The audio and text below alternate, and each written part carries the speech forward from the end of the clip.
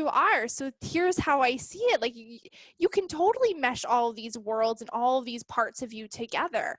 And now when I see, whether it's between your verbiage and how, like the language that you use to express yourself and to identify with your clients and to speak truth to them, and your messaging and the colors, the aesthetic, but like just what you teach on and your vibe and what you stand for, it is such a pure extension of you. And it has just been it's been a beautiful journey for me to witness that. Oh, thank you so much. Honestly, I wouldn't have done half of what I have done now in I don't know what amount of time if it wasn't because of your help, your guidance. Like, guys, this is real. Like, I started WBM, and this is where everything uncovered. I already had established that I wanted to become a coach because my life was, I used to work in academia. So I was a lecturer at the university, and there were so many things that happened in there that made me realize that I was still under a little bit of a cage. So even though I love teaching the kids in there, I mean, like when I say the kids, it's just like university students, not the tiny little kids. I used to teach, guys, I'm not that old. I I love to teach these kids, and it brings so much joy to me when I get to see them understand these things. But at the same time, we can't go further than what the system used to tell us. This is as much as you can do for them. And then I realized, you know what? Then I'm going to create something where I can actually help them become who they need to be to excel beyond what the system tells them to do. So I started with that idea, and I started WBM with that. And at that point, I was still kind of like a bit lost in my branding because I was still a bit lost within my identity. And this is what I love about WBM, is just that from the beginning, from the orientation, you get straight on the face with, who are you? And it's like, well, good question. Yeah. like it makes you really dig deep into who are you, what do you want, what are the things that you like, where are you right now, where you want to go, how far are you from there. And it's kind of like making it build up. And there was this piece where it still was like, for me, was like once against the other, which is like, well, I love colorful things, I love sparkles, I love rainbows, I love everything that pops, I love so much of that. Yet I'm a person that loves to wear black, loves to wear like black jackets and leather jackets and combat boots. And it's like, aren't you supposed to be a representation of your brand? Because if it's like that, then I can see myself wearing like any other color. Like, seriously, I can't. Mm-hmm. And that's when you told me, who says you can't? And it kind of makes sense today, right now, at this point, because this was me last year when I was still struggling with my brand. And today, right now, this is exactly, it's like, who says you can't? Like, why are we so still trying to fit in a mold of like, okay, if you're punk, then this is how punk people should be. If you're grunge, this is how grunge people should be. If you are a Disney character, this is how Disney characters should be. And I think like kind of like breaking that mold was so relieving. Like, it was so freeing. It was kind of like, okay, let the unicorn wings come out from my leather jacket and let it fly. And then came round 2 of WBM, and at that time, that's when everything turned into magic, because that's when I realized, okay, I think I finally figured out what I really truly want. And my message is too big to get so in a niche that is so small. So that's when I really expanded myself. And that's when I went from being an academic coach at Physiology Babe, and I turned into a mindset coach in Rebel Canvas, which is like a total representation of what I was literally telling you at the beginning of WBM. So yeah, it has been brilliant. It has been brilliant. I wouldn't have done it without all the work that I've done in there, and that's why I'm so ready for round 3. Yeah, so I'm Peruvian, so I'm from a country in South America, which is very conservative. It's Catholic, and it's ruled by men. So of course, things started shifting so many years ago, but yet it is still seen as a country ruled by men. So of course, my parents raised me in a very conservative way, very, very controlling. So I was not allowed to ask questions. And there were so many things that didn't make sense to me. And I always questioned them because I in my brain, I needed to make sense before I can actually accept something. So if they were telling me that I have to go to church every Sunday, my question was like, why? And their answer was just because you have to. So I kind of like rebelled against it. Like, I don't want to go because I don't see the meaning. And if Jesus is telling that he's whatever you are, then why do I have to go to a church? Kind of like that, you know? So my parents always called me a rebel. I was like the little rebel because I didn't want to follow what they told me to. But it's just because I needed to make sense of it.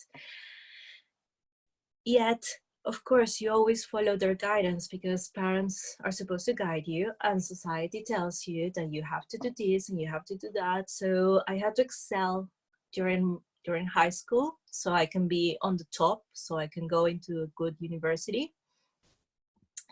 I kind of was always inclined into doing science because my dad used to work at a university. My dad is a doctor. My dad is a scientist. So I was always inclined to go there. Yet on my last year of high school, I kind of said like to my dad, "Hey, but I kind of feel like I want to do something with communication."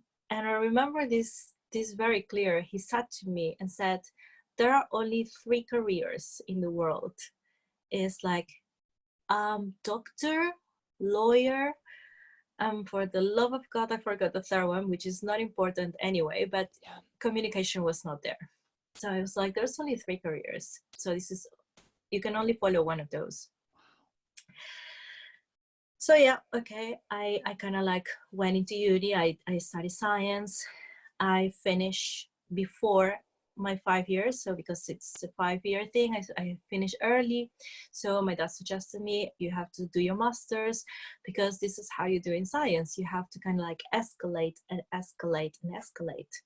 So I did my master's. I finished my master's and then I had to pursue a PhD. So I chose the furthest country that I could choose and I went to Australia. And I went to Australia, I did my PhD in there. 4 years and a half went by, went back home, and I said, well, what now? Because I kind of like always was following what I was supposed to do. And then I was like, at that point, I was like, well, now what happens? So is this the point where like, I mean, like nobody told me anything about this, right? So there was a point in there where I was looking for jobs and my old university didn't want to hire me. And I was like, what am I supposed to do now? So I wanted to teach because I've always felt a passion for teaching. And every time I taught students, they felt like like they finally understood what the topics went. And I don't know if this is like I think this is a very good skill in me that I get to transmit the message quite easy without having to use words. So I love doing sketches. I love drawing. So I kind of like everything that we have to teach, I kind of like drew it on a blackboard. So kind of very old school. So I wanted to teach and nobody wanted to hire me. And I was like, very like, what am I going to do? Like, I was like, I have no idea. And then someone offered me a job in my old university, but it was about something like completely out of of what I wanted to do. And it was like, okay, either I choose this because it's money, or either I say no because it's nothing to do with what I like, nothing at all. So I said no. Wow. There was a nudge in me, like those nudges that you always talk about. This is a Mm-hmm. nudge in me. And he said, like, I know I'm broke, but I'd rather be broke than be doing something that I hate. Mm-hmm. And within a few weeks, they called me for an interview at another university. Better position, better payment, better environment. Everything was wonderful. They loved me. I loved them. My students, they were so brilliant. It was new. It was such a new place. And I was so freaking scared, but I still went there because I was so happy. I felt so in place in there. Fast forward, why I left that job is because I moved to the UK. So I met my husband, I came in here, we decided to have a future in here, and that was the plan. I was gonna pursue still being a lecturer in the university. And the universe said to me, this is not your path. So it's funny because I've always tried to accommodate myself to something that was kind of laid in front of me. So science was not my first choice, yet I was able to accommodate everything. So I loved it. So whatever I loved about science, I could make it mine, but still, it's not a career I chose. And finally, I was in here, no job, still waiting for my residency, and I got pregnant. And pregnant was not on my plans at all. But this is where the universe throw you those curveballs and tell you, well, this is how. I mean, if you would have told me when I got pregnant in 2017 that this is where I was going to be right now, I would have said, "Oh, get out of here." Like, no. I love you. So again, I was forced to reinvent myself because now I was a mom with no job. And this is why I love teaching women to realize who they are Mm-hmm. besides their job, besides their career. Yes. Because when I found myself not having a job, I had no idea who I was. Because I've always Mm-hmm. told myself, well, I'm Cynthia, I'm a scientist.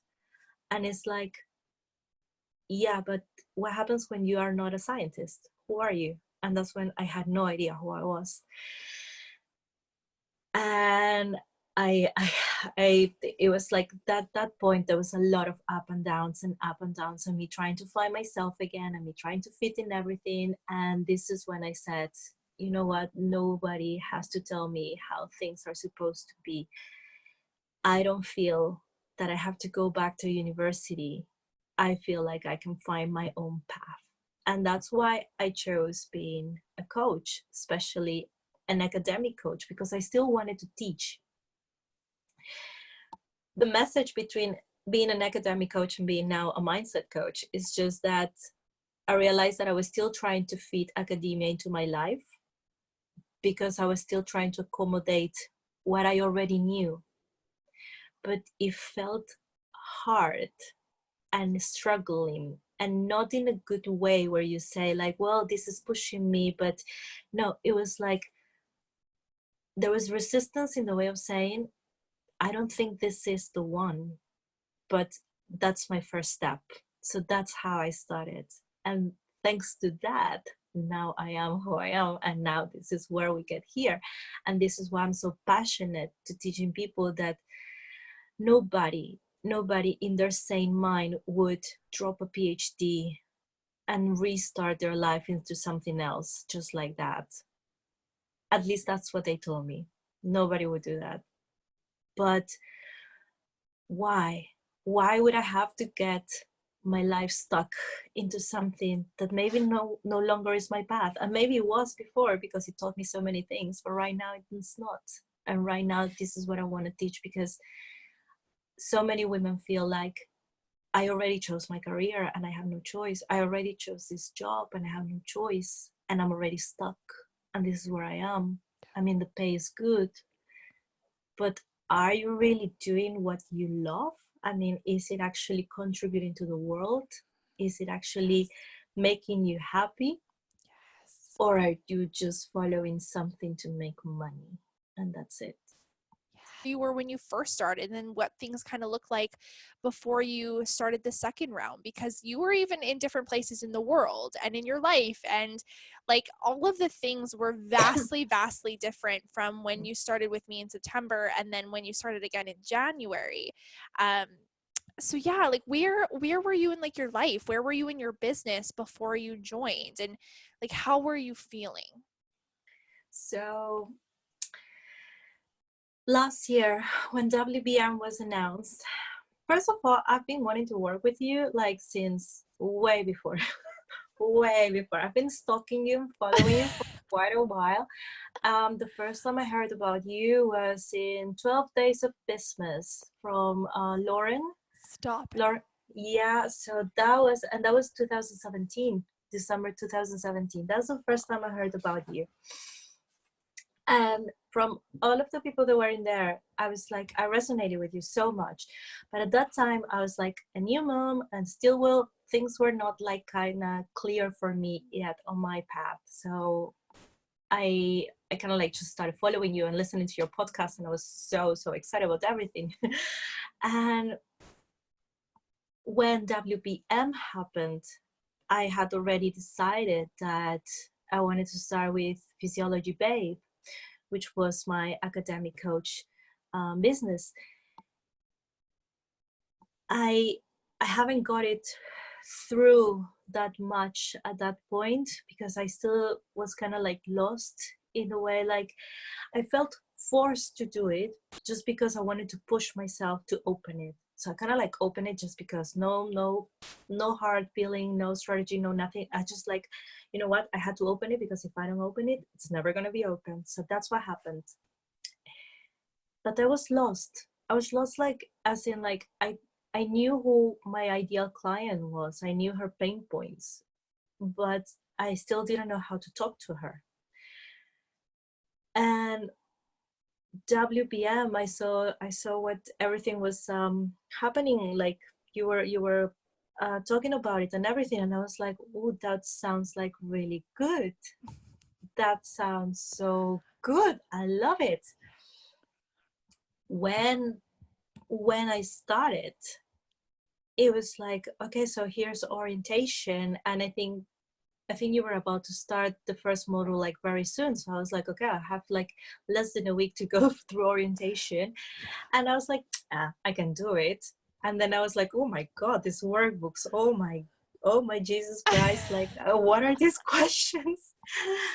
And it's just because at that point in my life, I was still like figuring out, like I said, like who am I? Because I'm a mom, and I had just been going through a very rough year. So my mom was diagnosed with brain tumor.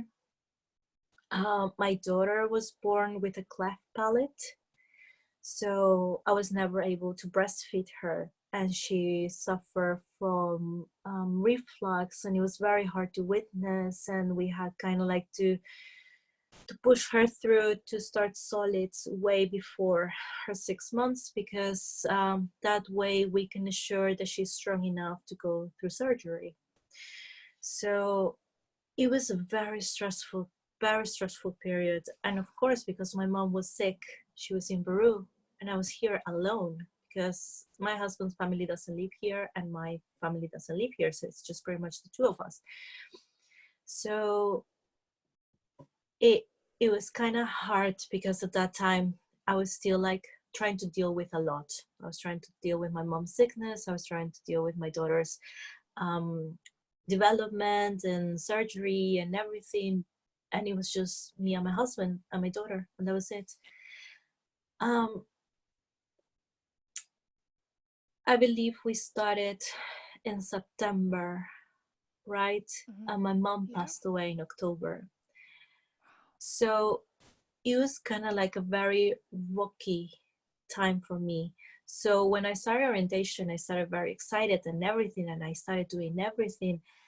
And then it came a period of weirdness because my mom has just passed away. Yet I was still kind of, since I knew what was going on, I was like, okay, I'm coping it. I'm coping with it, and I'm doing well. I went to say goodbye to my mom, and then I came back to the UK. And when I came back in here, I went through a period of depression because, of course, of everything that had just happened. So that was like a bit of a like downhill point, and that's when I stopped kind of like Physiology Babe altogether as well, because I just didn't feel like it. I was still going through WBM. I was still, because it was like, it was kind of like my highlight to get into these coaching calls, because it was the first time that I was getting like involved with these other women, and like all of you guys like talking about your businesses, and it kind of make me like get so excited about me continuing my path, you know. So I took the decision to go see someone, because I don't believe in pills for depression. I believe that you can all do it by yourself. But I was going through meditation, yoga. I've been doing so much inner work, and yet I was still not in the place where I wanted to be. And I wanted to be well for my daughter. So that's why I went to look for help. I got some antidepressants and everything. And then things kind of started shifting and started getting better. And then there was this opportunity to go back home. And at that time, we were just finishing the first round of WBM. So I missed the last module of WBM because it was Christmas period, and I was there with my family. Of course, I was like, it was like complete different things. So that's when you told me, look, we're gonna start in January. Oh, because I won a one-on-one coaching call with you because of the testimonial that I left of WBM. So I had that call with you, and at that point I already knew, no, this woman is so brilliant. This woman is gonna be my coach, definitely, definitely. I love you. How many times have I said that already? So when you talked to me about round 2 of WBM, I was already coming out of my depression. I felt so much better. I felt so alive. I felt like, okay, this is the time to put everything back together. I think it was one of the first calls that we had in WBM that I said to you, this is like, okay, now that I'm here in Peru, I'm feeling this nudge again, but to expand my niche. And that's when I said, I don't know if I should open a second business or should I just teach the other one or what. And that's when you said you can expand it and include the other one into this big one because they're still part of it. And I was like, oh, you're so brilliant.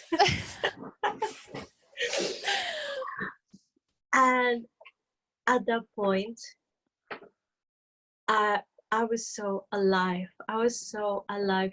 I mean, like from the period of losing my mom a year ago to the point of like, I mean, it was like, it was coming back to life. It was coming back to life. And yeah, and that was, I think, like the point when I realized this is who I am, this is what I want, and I want to do this again, and I wanted to do it right. And I think I can learn from my mistakes in the first part. And when I did the second one, it was like everything went like kind of like when you see in a tunnel and everything goes super fast, and it's like everything went like that, and then suddenly I was hosting my first workshop just like that that I sold without effort just like that. So I see two different versions of myself, like you said, from when I started the first one and when I started the second one. And I think I'm even in a different place right now. 100%. You speak a little bit about, maybe what brought you the clarity that you have now in your purpose and your direction and what you're here to do through our time together? You have to kind of sit with yourself first and sink into, are you doing what you really, really deep inside of you feel that you're here to do in this world? So I know so many of us, we can go years and years and years trying to find our purpose, and we might never even realize that it was just right there and we never saw it. But it is also because we are living in a fast-paced world where everything is like hustle, hustle, hustle. You have to do this, and this needs to be done, and it's everything like structure and working out and everything. And everything happened so fast for me when I released my need to control. So when I stopped controlling how everything should go, how my days were supposed to go, how even at what time my daughter was supposed to go to sleep. I mean, when I stopped controlling everything, magic happened. And suddenly that's when I allowed to be with myself and myself alone. And things started coming into me and saying like, well, this doesn't feel good. And this does feel good. And when we finished round 1 of WBM, which was while I was in Peru, it was so funny because everything we talked to was like, we need to come back home. And I was literally at home. But I was literally at home. Yet it was so hilarious because I've always felt a stranger in my house, just because I never felt like I fit in because I was a rebel. Yes. So, and now I feel like, you know what? I own who I am because I've realized who I am. I've got to know myself. I've got to sit with myself. And because I know who I am, I kind of, my path and clear. Like I could literally close my eyes and I can see it unfolding in front of me and say like, this is what I want. And this is what I'm going to get. So it's not only what I want, it's what I'm going to get, because this is what I want to work for. And I remember through my deep depression and very low moments that I had, I kept telling myself, I am working for this. I am working for this. Even on the days that I really felt low, I the next day I would stand up and I said, no, I'm working for this. I'm working for this. This is what's my vision. When I was in Peru and WPM was ending, that's when everything became so clear. And I say, one, yes, it feels so freaking scary, and it is like, I don't know how I'm gonna do it, but I know that you're gonna be my coach. And I remember that, and it was even before our first call. And I remember I was sending you so many messages, and I was sending you, how is this and how is that, and like this. And once again, like my controlling part of me. But I was like, I don't know why I'm asking all of these questions, because I've already made my mind. I made my mind since way before. And that's when I said, I don't know why I ask. I know that I'm going to say yes to you anyway. So, Love you. so yeah, I think it's allowing yourself to stop and breathe, because clarity doesn't come when you are hustling or when you're working. Clarity comes when you allow yourself to rest, when you allow yourself to stop. I mean, it sounds very cliche, but it's kind of like stop and smell the roses, right? Because they just have the answer right there. It's yeah. If you were able to see my workbooks from the first round, my workbooks today, because you have no idea how many times I've gone through the same workbook at different times. It's like the same questions. if you will see the first ones are very, and I can tell you because I just found them like not that long ago, and I kind of like had a rate, and I was like, ooh, like who's this person? Because it feels so, it's kind of like you try to find the right answer, so you're trying to construct the answer, and it comes easily because all your life you've been conditioned to construct the answer. So when I read it, it felt so harsh because it was like, it's hard to read because it's like, yeah, I mean, like this was me before when I was still overthinking those things, but allow yourself to be and not think about it when you're answering them, and then suddenly, because everything is inside, and suddenly everything pours out and pours out and pours out, and you become you. First one was going through the sales model. It was one of my harsh ones because I think it's one where most of us suffer with making the sale and not trying to sound salesy and trying to figure out where everything comes from. And it was hard because I hate it. I hated trying to sell something that was mine, and I felt so ashamed to even ask for it. I felt so bad to even like put it out there, and I hated to make people feel, I hate when people feel uncomfortable. So I kind of like, I think it was a mirror thing when I knew that if someone would ask me, maybe I would feel uncomfortable. So I was feeling uncomfortable for them, for me to ask them, you know? Absolutely. Yeah. So that was hard to go through because I was still trying to figure it out how to release. And the thing is, like, it's not something that you just grab like the top part. Like, you really have to go deep into finding the root of it and pulling it out from the root. And I had to go several times through that. I even, like, last February when I did the workshop, just before I did it, I went again through that one. I love that just to so refresh much. it. Yeah. But although it was very hard, it was the most beneficial one as well. Oh, I love that. Yeah, because it allowed me to sell without selling. So it allowed me not to feel ashamed to say, look, this is what I've got, and this is what you're gonna get. So I'm not gonna push you. It's right there. It's right here. So, and it was so magnificent for me to witness how easy it was. Like, how easy it was to put it out there, and my heart pumping, and then out of nowhere, getting a message straight away saying, like, where do I sign up? Yeah. So I was like, ugh. I was like, can you get me the details so I can pay? And I was like, yeah. Like, I was still in shock.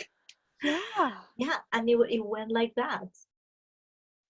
And the second hard one was when we did the consultation practice, because I've never ever had a consultation before because I was just starting.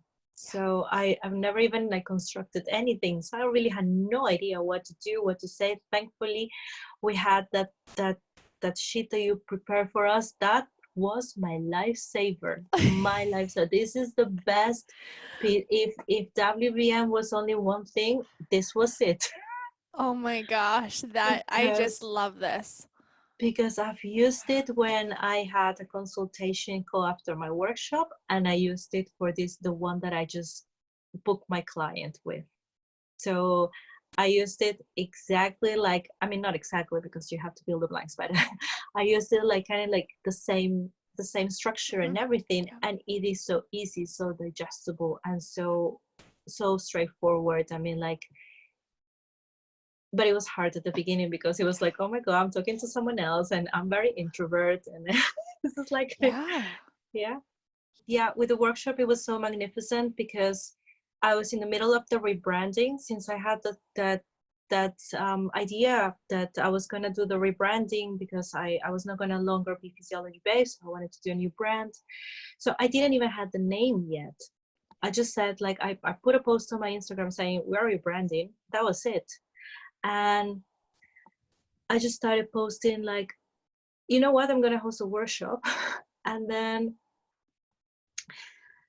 I visualized it. And I remember writing it on my journal back when it was in December. I wrote in my journal, we're going to do like this, and it's going to go like this, and I'm going to be wearing like this, and it looks like this and like that. And then I completely forgot about it. I went through the whole rebranding process, and I hosted this workshop with one of my best friends. And we put it all out together. We posted it, and the venue we were going to make it was not available, and we had to change it straight away. And the place that we got was a million times better than the first one, and it was exactly how I envisioned it when I journal about it in December. And we couldn't fit that many women, which meant that the 10 women that had signed up were exactly the same number that were going to fit in that new place, which made it more intimate, which made it perfect. Nobody was without a seat. And everybody had a wonderful, wonderful, intimate, lovely time. So I didn't have to sell it. Honestly, I posted it and people started writing me. I was talking to a friend and someone listened to it and then come to me and say, hey, what is this? How can I go? So that was the confirmation of everything I didn't know, because that's the thing about sales. It's like we're so afraid of it because of something that we know from the past that didn't went right. Mm-hmm. And we don't know how to sell because we don't know the part of us that knows how to sell effortlessly. So because we don't have that as evidence in our brains, that's why like we can't go through it. It's like our brains 100%. Can't process it. 100%. So when it happened to me, it was like, oh my God, yes, it's true. It went that easy. Yeah. There's one thing that anybody has to take from this is, yes, when I say it gets to be this easy, it's just, yes, I mean, like you don't have to suffer to go through your offerings and selling them, but your business doesn't start with your business. Your business starts with you, like with doing the inner work. So allow yourself to go through it, to go into the deep, to dig, to get messy and dirty and naked and everything and raw. And yeah, it's starting to sound a bit more sensual than I thought. But yeah, but I mean, that's it, right? It's like in order for you to unleash that inner wild woman that's fully expressed, you have to be willing to get naked. Like you have to be willing to get intimate with yourself before you can get intimate with all of the other people that are purchasing from you and buying from you and being in that space with you. Exactly, right? Exactly. So I think that's where it went. I mean, like right now, of course, if I just talk about these previous wins, it's like, yeah, it went so fast and it went so easy and it went so effortlessly, but it is because there was so much that went before that allowed me to step into right now. It was shocking because it was like, oh my God, this is so many intimate personal questions that I haven't even asked myself at any time in my life. So it was like I went through them because I was like, it's quite interesting. Yeah. And I think this is something that you say in there, and I'm not sure if it was the title of one of the orientation, which is like, it all starts with you. And I've done so many, like, you know, like finding your ideal client and building your ideal client avatar and everything. And I remember when we were going through niching down, and again, the workbook was, who are you? And I was like, but I thought we were going to do ideal client. Why do you need to know who I am? So I was like, it didn't make a lot of sense at that beginning time. because I was still like kind of like trying to figure out who I was. So obviously if someone was Absolutely. asking me who I am, I was like, I'm still trying to figure out, but I don't care about that. I want to know who my ideal client is. But once you keep going forward, you kind of realize, geez, if I haven't done the first part, I don't think I will be uncovering right now, because it all starts with me. Like it literally all starts with me. So getting to know what I believe, getting to know what I think my purpose is, getting to know where I think I am, and getting to know where I want to be. It it's putting the pieces so that you know what's missing in the middle, what's working, what's not working. And Yes. then from there, molding it up so that you create your path into your business. Because I think this is what I've seen in other I don't want to say like other business classes or anything, but a lot of people like the strategy and they want to know like, okay, which is the strategy? And they think it's a one fits all. So, okay, this is the strategy, this is how it's supposed to be. But Yeah. we are in different roads and we are built in different ways, and each of us is unique. And that's why there can be so many coaches, but all of us have a different way of putting the message through. So we can all be mindset coaches, we can all be life coaches, we can all be business coaches, anything. But we all have a way to transmit our message. The same way when I was in academia, there were so many lecturers out there, yet all of us get to transmit our message, the same topic from the same chapter, from the same book, and all of us were allowed to transmit it in a different way. So, well, this is what I want to say. We were not allowed to transmit it in our own way, and this is why I didn't like it, but because we were supposed to all do it the same way, but yet everybody has their own way of saying things. So the Absolutely. same way right now with our businesses, right? So it all starts with us, because that way we know what our voice is, like who are we and how we're going to transmit the message that we want to do with our business. Once you know you, once you know what you stand for, what are your values, where you want to get, then you get to build your business from there. You're right. I'm a very structured person, controlling, very controlling, controlling.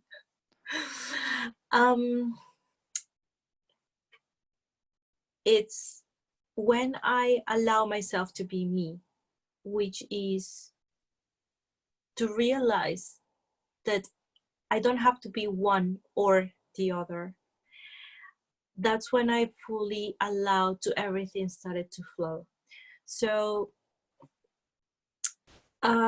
again, I'm in science, so I'm a scientist. I love the brain. I love neuroscience. I love research. I need to back up everything. Yet, I love spirituality. And I allow that to be a big part of my life. Who says you can't marry both? Amen. Right? Yes. So, you have two things that are so different, so one on the other side of the spectrum, and you can marry them both. Same way with my masculine energy and my feminine energy. Who says that I have to be one or the other? I can just fuse them in together. And that's what I kind of like learned how to do with my business, is allow it to breathe.